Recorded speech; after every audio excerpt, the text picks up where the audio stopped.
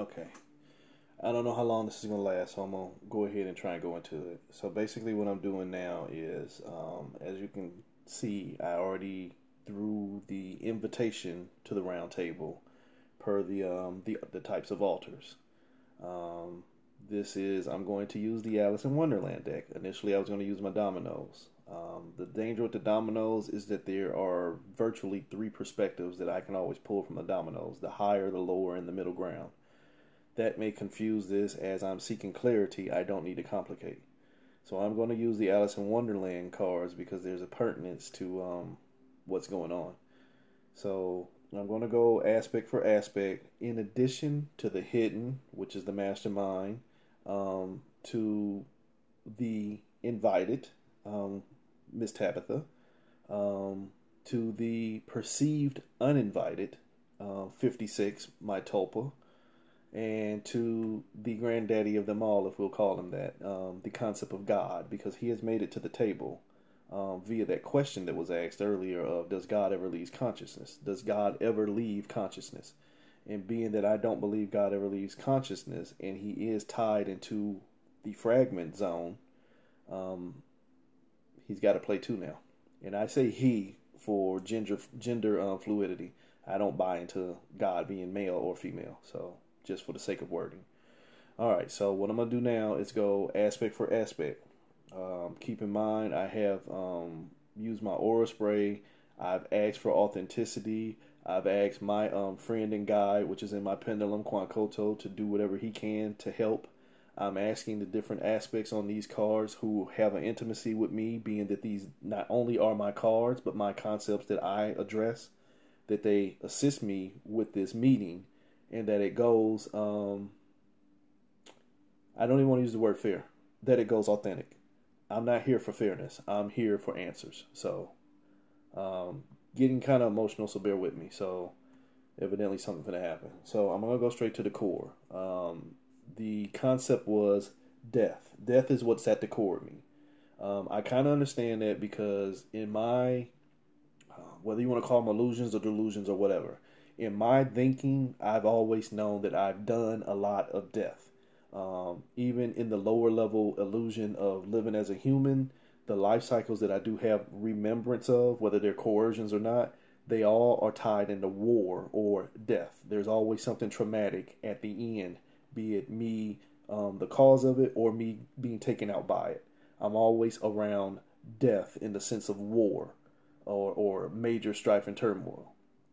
So if that's what's at the core of my altar, I'm asking for what it has to say at this council. The card is the Nine of Swords in reverse. The Nine of Swords in reverse to me, it kind of means that, wow, I'll have to look at the symbology first. What is showing on the card is this is upright. The rabbit is perceiving to be having all of his fucking nightmares come at him. Basically, that rabbit is haunted by all the harm. What it is saying to me being in the reverse, it is time to let that vibration go. Nines vibrationally for me are release points. They're karmic enders. You've made it to the highest vibration. You need to let go of that control. You need to let it end. They basically, what the core is saying is stop the sabotage. Stop the sabotage. Stop being haunted by what I perceive to be the acts of the past because it's deterring my future. Conceptually wise.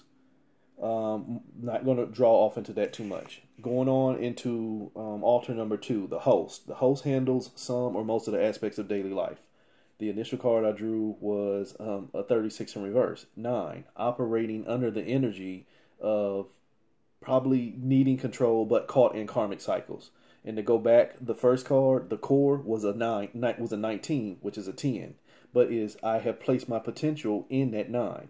What I am being controlled by, I'm the catalyst. I'm allowing it to control me. So I see that clearly now. What I walk by daily is under that karmic energy of a 9, and it's the energy of limitations. I am my major limitation.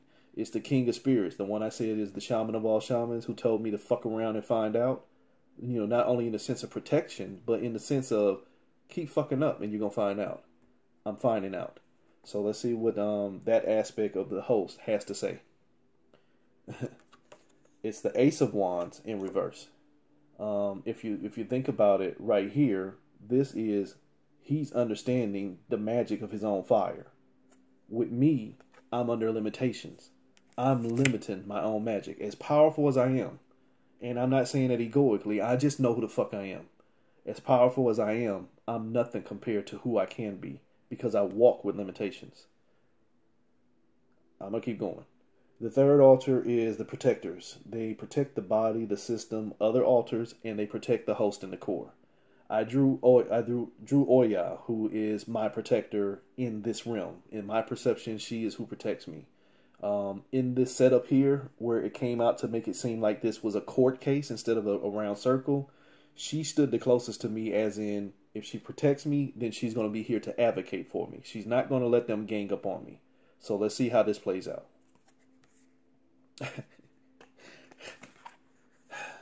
The Judgment card. It's the Judgment card, and I mean it's a 20.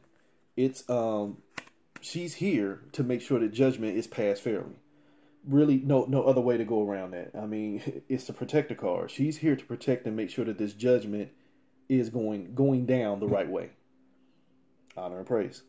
This next one is the Persecutors, which is where my energy is at. My primary altar is operating as a persecutor.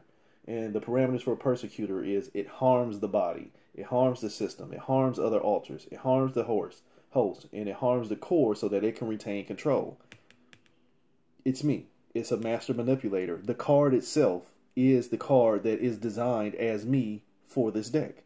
It's the King of Wands. It's the King of Fire. But he's in reverse. He's not manifesting. He's manipulating. So again, a persecutor is basically manipulating the whole system.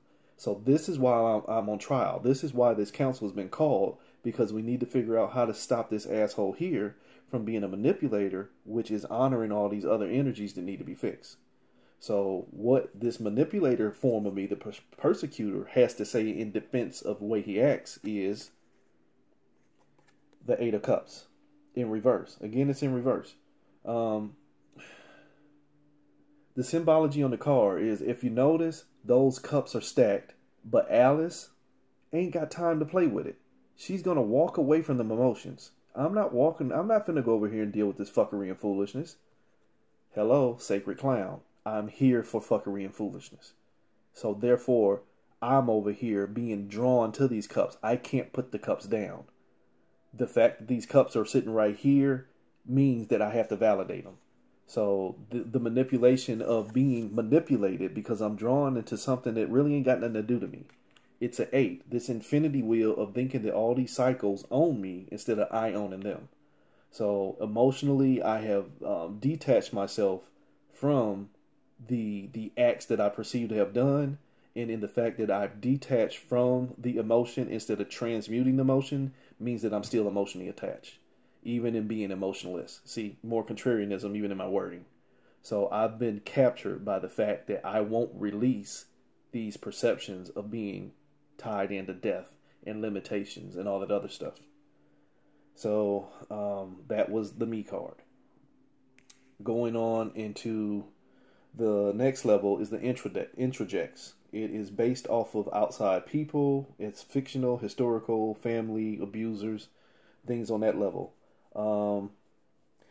Being honest with you, this is the one that puzzles me the most because I can't get a feel for the energy. So maybe it's not present or maybe it's suppressed. I don't know if it's just not present or if it's not suppressed. Maybe it'll give me some guidance here. But the bottom line is Archangel Michael came up with the energy. And he was here basically in the same position as Oya, whereas Oya was going to stand up or is going to stand up and make sure that judgment is passed down fairly. Michael is here to pass the sentence of the judgment. If there's wrongdoing, then he's going to be the one to help deal with me.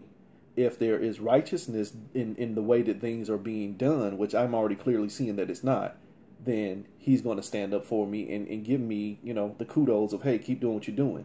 So in this sense, he's about to help me purge. So I honor that. He's a grand protector. So He's about to help me purge and get rid of some of this energy that is pushing me more towards manipulation, because he's here in his archangel form to actually protect. So the introject, what he has to say, or that version, not necessarily Archangel Michael, but that altar within myself, what it has to say about the situation. Temperance in reverse. This is, it's the 14 in my personal deck, the higher perspective deck. It will be Oba. It will be Oba in reverse, which Oba is my queen in the sense of Orishas. She is patience, she is temperance, but she's also urgency on the flip side. So with this card coming out right here, this is urgent. This introjects that is based off of everything around me. It's urgent that I detach from this illusion. It is urgent that I detach from this illusion, because not only is it damaging me, it is damaging existence itself, especially as a timeline creator. If I've created death on many timelines, I have to detach from this internal breakdown within myself, because it will spill out into existence itself. At least that's my perception. And we'll see if it's going to get clarified along the way. So from the introjects, we go into the memory holders. The memory holders usually hold memories of trauma, but can also hold happy and innocent memories. The card that I got for this is Kali, and it's the Tower card in reverse, which is pure chaos. This is, as I said, most of my memories of my past lives are all traumatic. They really are. They're almost always me dying, being poisoned, being stabbed, being blown up, being chained to a mountain with the vultures pecking my eyes out, pecking the back of my head out, being told that that's why the back of my head is so flat is because I carry the past lives with me. The times that I've been chained to the rocks and things like that. So, little bits and pieces of what spirits have told me over the years, plus what my physical limitations are. I'm afraid of heights and different things like that. Those memories all have a real-time effect on me, even if they are illusionary, but we all know how the mind works. So this is, the memory holders carry more chaos than they do peace. And Kali is, when she had to go into Kali mode from Pavarotti or whichever aspect that she, transformed for her, when she got there, she had to be calmed down because she went into bloodlust. I have been known to go into bloodlust. When I go into what I call my dragon mode, I don't really give a shit. Burn it all down. And that's pretty much the Kali energy. Fuck it, feed Kali. So what my memory holders need to say, because evidently they're going to be a large part of what's going down, because that's where all my memories stem from. So what they have to say is the Page of Swords.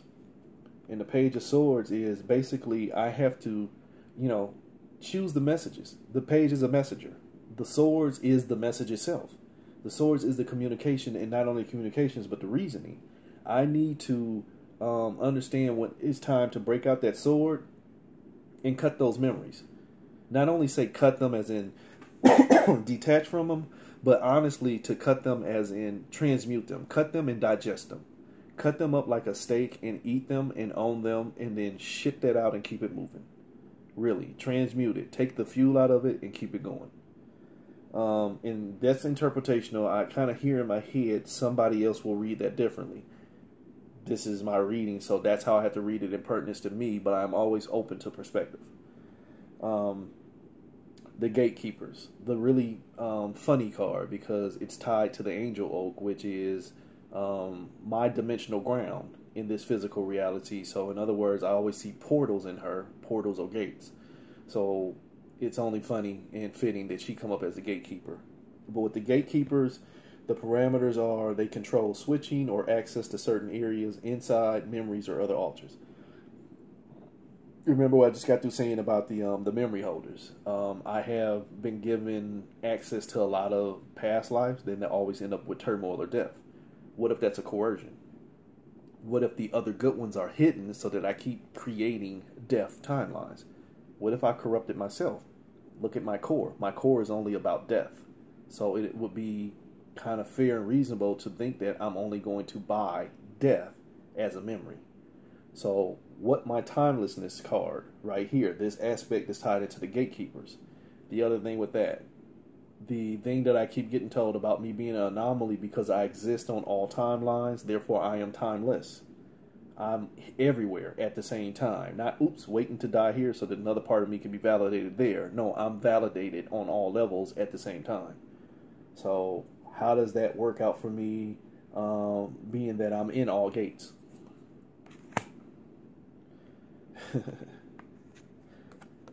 It's the Two of Pentacles in reverse.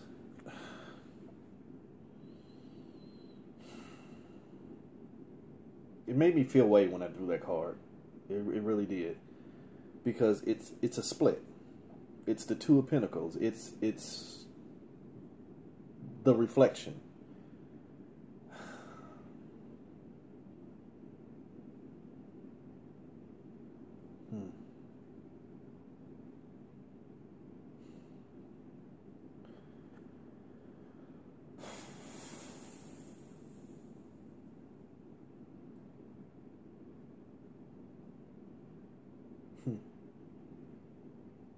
I don't know how to get past this card. I really don't. I don't know how to get past this card in the sense that it really feels like I'm looking in my own mirror, even as I'm not here. I'm still watching me from there. I don't know how to take that. I don't know how to take that in the sense to where I'm being watched by myself as I do this, which kind of made sense with this mastermind card that we're going to get to here in a minute. But it's like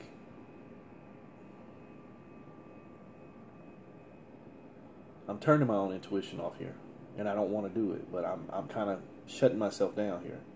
But what I heard before I realized I was shutting it down is that this one matters. This event here will reflect on all others. This will affect and have a currency. This will actually have value in all others.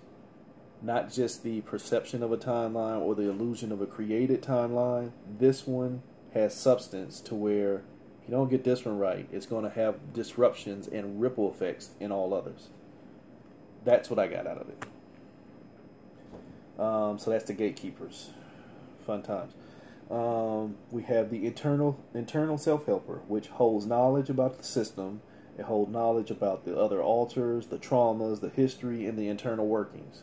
The card I drew for it was Ariel. Most people call him Uriel. I call him Ariel. He's more or less a teacher energy to me. But if I have been playing the role of teacher, but yet I'm only been buying into the concepts of death, I've abused myself. I've only taught myself to embrace this chaos. I've only taught myself to embrace these limitations. I've only taught myself to embrace death. So, again, this was the Hierophant card. And if I'm here, and he's supposed to be the internal self-helper, he can't help me if all I want to do is shut him down in favor for the programming, the manipulation, the limitations that make me feel better about thinking that I have a control, because at least I know what I'm doing. I know I'm deaf. So if I know I'm deaf, then that's fair for me to just keep being deaf. You don't have to be deaf. I don't have to be deaf. So I'm going to quit abusing myself, and I'm going to ask why or how I can get some internal self-help on not being deaf anymore. I love it. It's the Strength card in reverse. And it's in reverse as in he's coming in reverse because he is here to help me. He is my teacher. In the perceptions of my mind, Ariel is my teacher. So he's here to help give me strength. If you look at the card, Alice is standing there and she's protecting this fawn even though the darkness is behind her. Think about that. The darkness is behind me. I need to protect and nurture what's in front of me. I can't keep dragging all these past life memories behind me. These perceived past life transgressions. They cannot be the determination for how I move forward. So I need to honor my strength, and I need to honor that 8. I have an abundance of overwhelm, but that abundance of overwhelm is a cyclic loop of existence. I need to quit honoring that loop. I need to honor the fact that I'm already a 0. I'm already source. I'm already whole, and not an 8 with a belt on. I'm not a 0 with a belt on, which is an 8. A 0 is source, and 8 is a source that has been trapped. You put a binder on it. I need to unbind myself. So the last fragment, or I'm sorry, it is fragment. The last altar off of the chart is fragments, and there's an ass of them. They're not fully differentiated alters. They hold single or simple emotions, memories, actions, or reactions, and they all have individual purposes. But they're all the pieces of the whole that start getting you into the higher altars. The card I drew was the Phoenix in reverse, which basically is the world card. And it was, I choose to cry more than I do rejoice. I hold on to more of my harms than I do my joys. The stone that I used for that was an orgonite, and the significance of that was when I was making orgonite full time, I got told to stop because a piece of me goes into every piece I make. So if a piece of my essence is in there, then it only serves to fragment me further, because I'm already in all things and all things are in me. That spell that I walk under, it was only making it more prominent. And in the moment that I need to put me back together, then I need to stay as close together as I can and not keep offering energetic levels of disconnect. So the fragments, what do they have to say? Fucking Magician in reverse. The Magician in reverse. The one card. It is where all my potential is at. All my potential lies within my fragment. All my magic lies within my fragments. But what I just felt is that even though they are fragmented, my magic is not fragmented. I'm still whole even as I'm separate. Figure that shit out. I'm not even finna touch that right now. I understand it, but I'm not finna try and verbalize it. I am whole even as I am fragmented. But I need to own my magic as wholeness and not as fragmentation. The illusion of separation gives you the sense of being fragmented. It's a perception, and when you keep telling yourself that you are in fragments and in fragmentation, you exist as fragments. So I have to change my wording. I have to change my mindset, and I need to be a little bit more clear in the fact that even in the sense of separation, I'm already whole. And I think my friend told me that earlier. Yeah. Outside of this circle, outside of this chart, a wise old spirit, in her grace and beauty, told me that I need to pull in the mastermind, the one who calls this council, the one who calls this council to order, but does not sit at the table. So we're going to call him the mastermind. I drew cards earlier, and I asked for him to come at me authentically and not with coercion. And the first card I got was the revealed card. It's the judgment card. It was the 2. It is, okay, here's your reflection. And I'm revealing myself. So I felt the authenticity of the exchange. So as the mastermind, what does he have to say towards this table? It's the 7 of Wands. It is, you have to be aware. Look at Alice. She's pretty much being attacked by all sides, but she's not going to give it up easily. So to me, what this is saying is, if this is a counsel about fixing the manipulator side of me that is a part of the problem, he's not going to go away easy. He's not going to go away easy. It's not going to be, hey, we told you what you did wrong, now fix it. It's going to be, no, I'm going to make justifications for why I am who I am. But I understand that to be my grand design. I'm a contrarian. You hear me say this all the time. I'm a trickster. You can't tell me what to do, and I'll have a rebuttal and an argument until I see where it is what I need to do. He's going to do it. He's going to do it, but we are aware of that. And in the sense that we are aware of it, we can fix it. I heard that. I heard that. I heard me split into we's, and I'm going to honor that, because at some point it's going to be probably what's necessary is for me to understand that if I'm going to fix this one fracture within, I'm going to have to call on this one altar within. I'm going to have to look at the summation of myself in order to fix the break within myself. So this is the 7 of Wands in reverse. He's here to make sure that I know it ain't going to go away without a fight. But it's all about awareness, and it's all about where the manipulation's coming from, because wands are fire. Fires are manipulation. you have to keep him on task. I have to keep challenging this, God, what do you call him?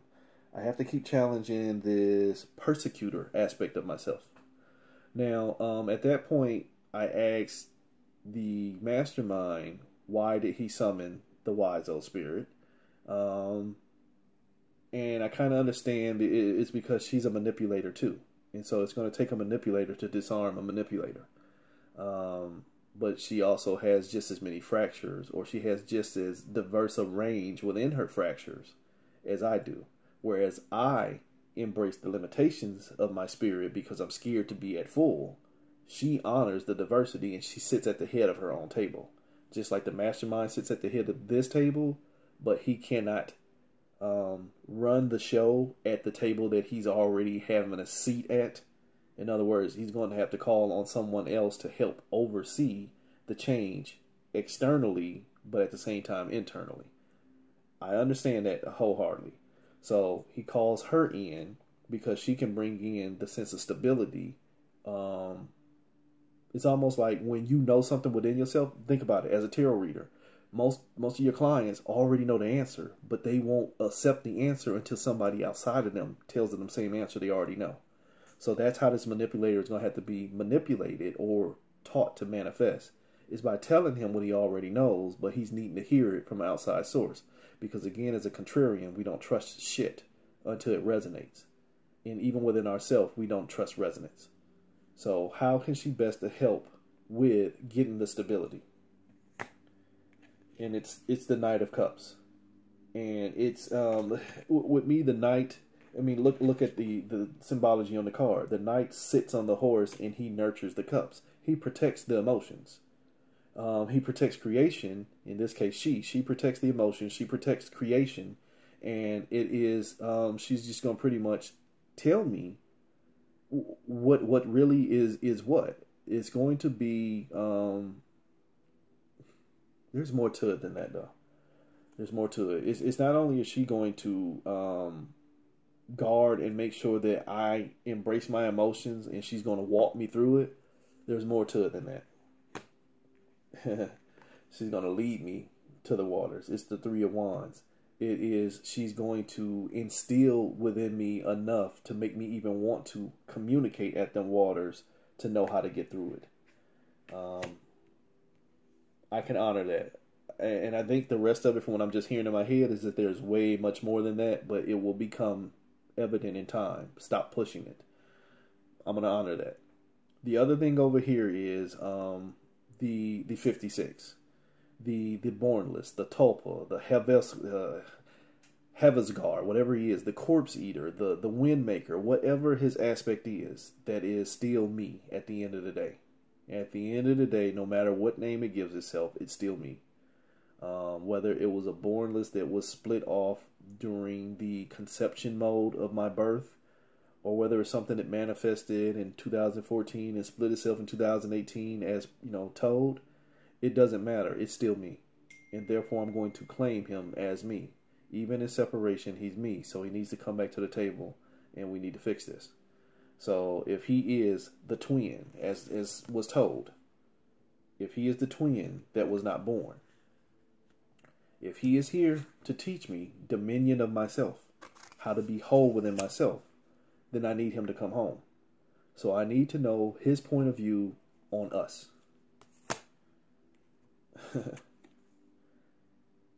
It's the four of, it's the Emperor in reverse.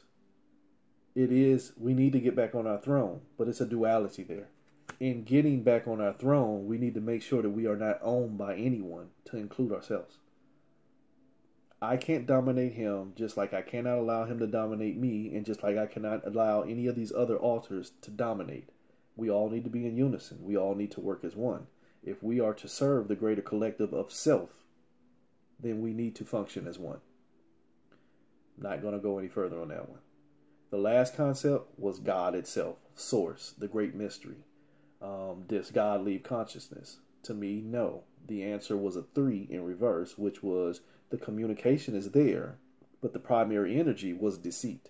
We deceive ourselves, just like this is showing me. I have deceived myself by buying into wrong-minded concepts that have led me into manipulation, which has manipulated every other aspect of my life. So it's going to take somebody outside of me with the manipulation skills to help put me together, just as I have fractured myself through my manipulations, and I need to face that ego that has taken on life and understand that I can't dominate him or manipulate him. I need to understand him, just as I seek understanding from him, so that he can understand that it's time to come home. So it's time for me to come home. So what God, the concept of God itself, source, what does it have to say? The King of Swords. The King of Swords. Humpty Dumpty. Humpty Dumpty sat on the wall. Humpty Dumpty had a great fall. Write the timeline. I can own the timeline of thinking that I can't be put back together again, or I can write the timeline of understanding that by knowing that I'm on the wall, I need to be mindful of the fall. And in the moment I fall, fix it. Fix it. So, I got work to do. I do.